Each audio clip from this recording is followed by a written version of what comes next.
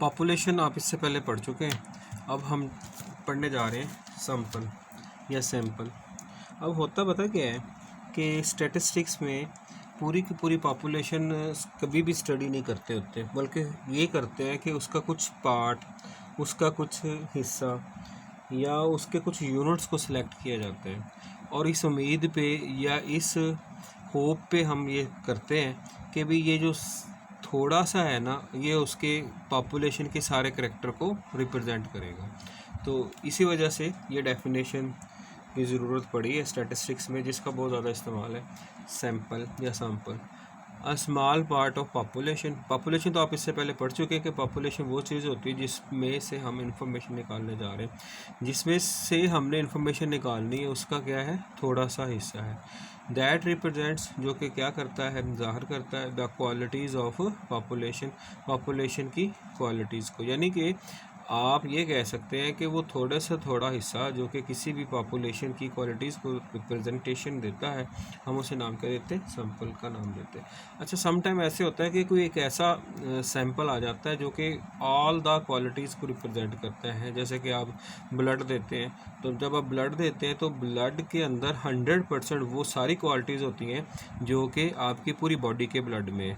तो उस तरह के सैंपल को नाम क्या देते हैं, रिप्रेजेंटेटिव सैंपल। तो यही यहाँ पर लिखा गया, समटाइम्स अ सैंपल या sample represents all the qualities of population. एक पॉपुलेशन जिसको हम स्टडी करने जा रहे हैं उसकी तमाम क्वालिटीज़ को रिप्रेजेंट कर देता है।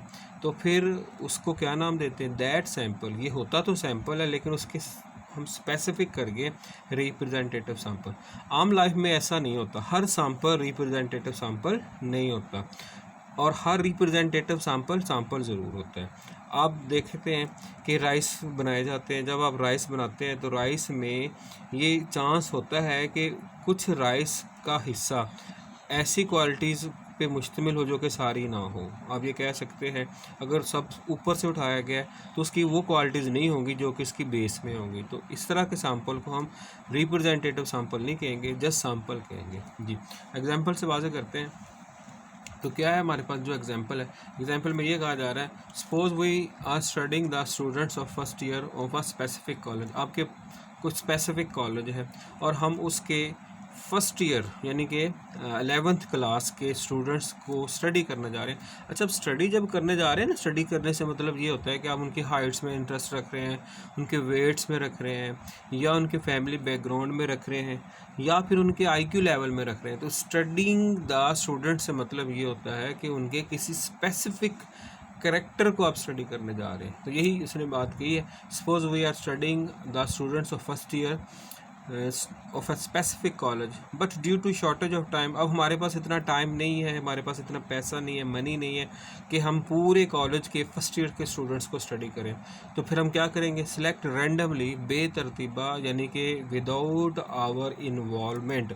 हम अपनी इन्वॉल्वमेंट के बगैर 30 स्टूडेंट्स को सिलेक्ट कर रहे हैं। और कहाँ से करेंगे, इसी कॉलेज से जिसको स्टडी करें। तो फिर ये जो 30 स्टूडेंट्स होंगे, अगर आप हाइट के में इंटरेस्ट रखते हैं 30 स्टूडेंट की हाइट हो सकती है, वेट में इंटरेस्ट रखते हैं तो 30 स्टूडेंट के वेट हो सकते हैं, आईक्यू हो सकता है 30 स्टूडेंट्स का।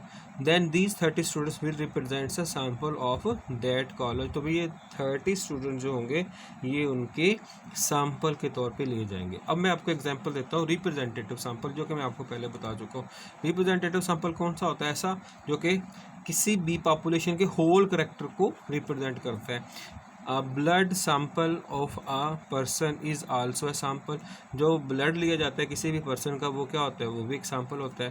लेकिन इसकी खुसूसियत क्या होती है, that will represents all characteristics of whole body blood. तो पूरे बॉडी में जितना ब्लड है उसके तमाम करैक्टरों को वो छोटा सा सैंपल, एक छोटा सा कह सकते हैं कि वाइल जो है वो अब पूरी की पूरी रिप्रेजेंटेशन करेगी। तो इस तरह का सैंपल जो कि ब्लड टाइप होता है, तो हम उसे नाम क्या देते हैं, रिप्रेजेंटेटिव सैंपल। सिमिलरली पानी को अगर आप चेक करना चाह रहे हैं किसी एक बोतल में, तो पानी को जब आप बोतल में से डालेंगे, चाहे स्टार्ट में से आप गिरा दें, एंड वाला पी के देख लें या स्टार्ट वाला पी लें, तो आप देखेंगे कि पानी के करैक्टर सेम टू सेम हो गए पूरी बोतल के अंदर।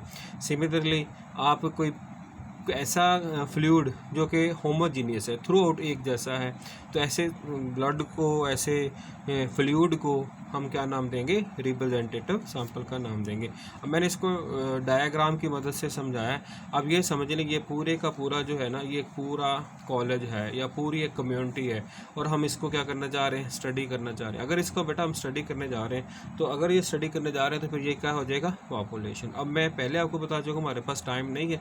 अगर टाइम नहीं है तो फिर इस बहुत ज़्यादा, ये जो इतना ज़्यादा है, इसको हम क्या कर देंगे, शॉर्ट कर देंगे। शॉर्ट करने से मतलब है रैंडमली इसमें से कुछ हिस्सा ले लेंगे, और वो जो कुछ हिस्सा होगा ये आपके सामने मैंने इसको स्मॉल दिखाया हुआ है, इससे ये थोड़ा है। ऐसी सूरत में ये जो थोड़ा है ये आपके पास सैंपल हो जाएगा, और ये ज़्यादा का ज़्यादा जिसको हम स्टडी करने जा रहे हैं ये क्या है, ये पॉपुलेशन है। और इस सैंपल की इस उम्मीद पे, इस होप पे हमने सेलेक्ट किया है कि ये इसके पूरे के पूरे करेक्टरों को रिप्रेजेंट करेगा। तो आगे एक छोटा सा नोट है जो कि कौन सा है, साइज़ ऑफ पॉपुलेशन। साइज़ से मतलब ये है कि एक पॉपुलेशन है उसके टोटल एलिमेंट्स कितने हैं, जितने वो एलिमेंट्स होते हैं हम उनको रिप्रेजेंट करते हैं किससे, कैपिटल एन से। फॉर एग्जांपल पूरे कॉलेज में 1000 स्टूडेंट है। अगर 1000 स्टूडेंट है तो आप इसको किससे ज़ाहिर करेंगे, capital N. Capital N is equal to 1000।